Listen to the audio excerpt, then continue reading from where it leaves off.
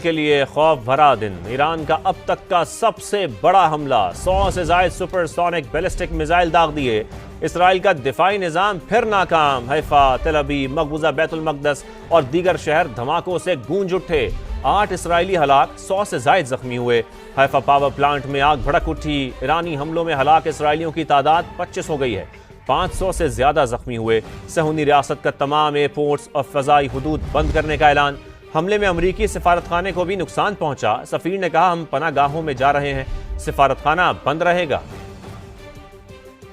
اسرائیل کو اینٹ کا جواب پتھر سے ملنے لگا، ایران نے صہیونی ریاست پر اب تک کا سب سے بڑا حملہ کر دیا۔ پاسداران انقلاب کے مطابق ایران نے پہلی بار سپر سونک بیلسٹک میزائل استعمال کیے، 100 کے قریب میزائل داغے گئے، حملے میں نئی ٹیکنیک کے استعمال سے اسرائیلی دفاعی نظام ناکارہ ہو گیا، تل ابیب، حیفا، مقبوضہ بیت المقدس اور دیگر اسرائیلی شہر دھماکوں سے گونج اٹھے، حیفا پاور پلانٹ میں آگ بھڑک اٹھی، ہر طرف سائرن بج اٹھے۔